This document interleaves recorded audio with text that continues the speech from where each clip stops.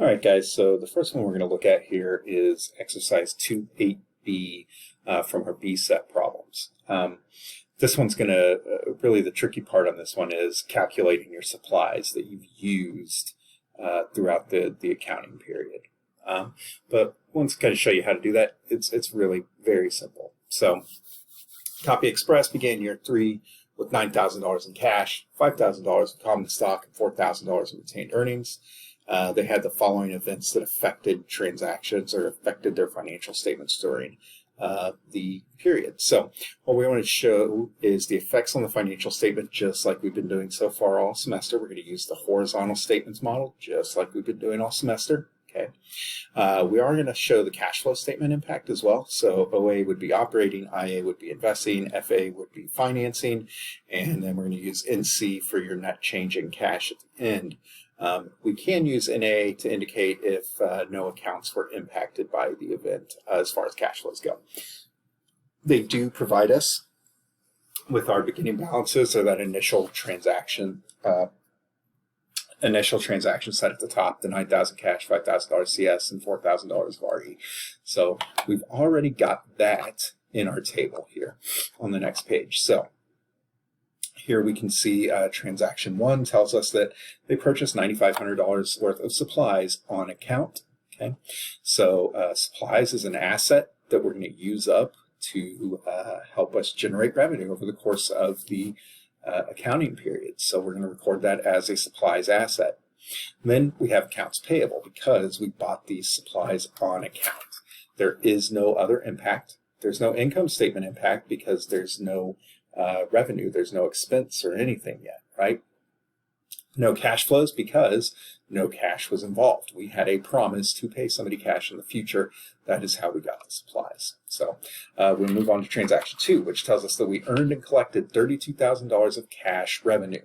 So the first thing that I see, cash, right? So I know that's $32,500. It's an increase, okay?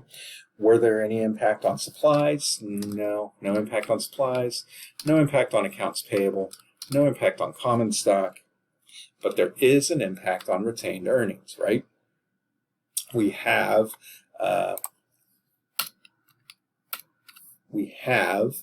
an increase in revenues here, okay, by $32,500, and we know that an increase in revenues is also going to equate to an increase in retained earnings, because if you increase revenues, you increase income, which increases your retained earnings. So we need to denote that here by filling that in. There was no expense, right?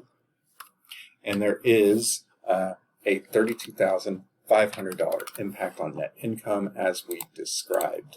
So hopefully that makes sense. This is going to be a $32,500 inflow of cash through an operating activity. So hopefully we all understand transaction 2 there. Transaction 3 tells us that we paid $7,200 cash on accounts payable. So we know we've got a negative amount here for cash. Okay. Supplies not impacted. Okay.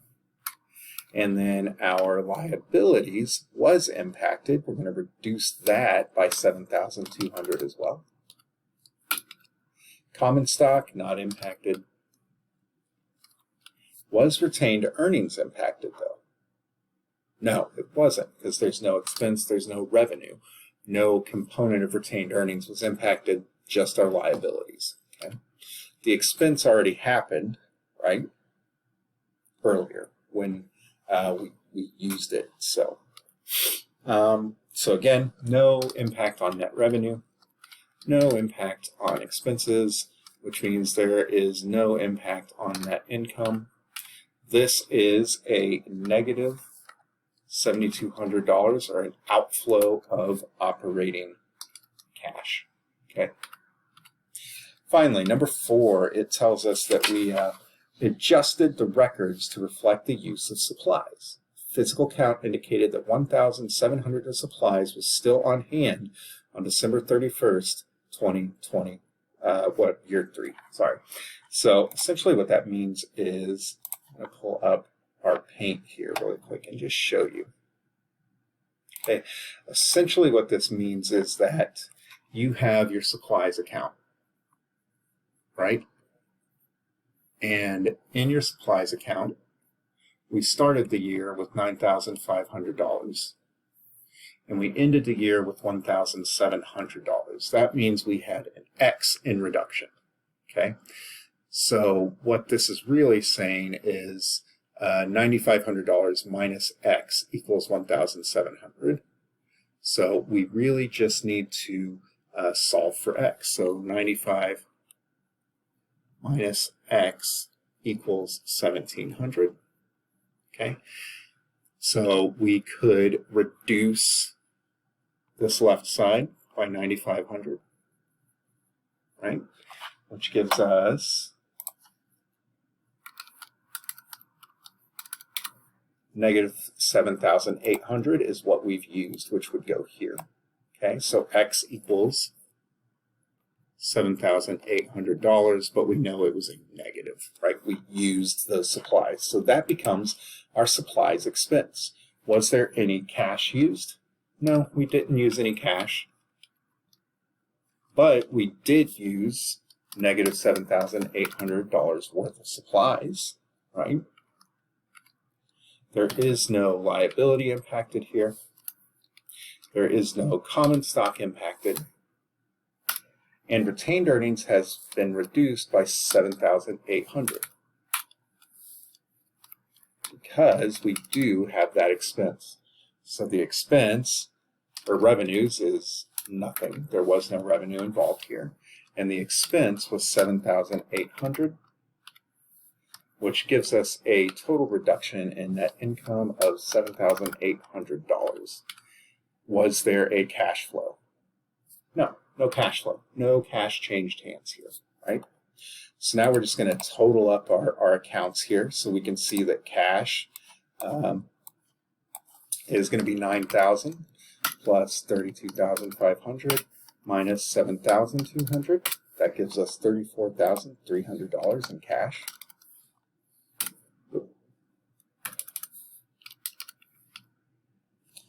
And we've got 9,500 minus 7,800, so we got 1,700 in supplies.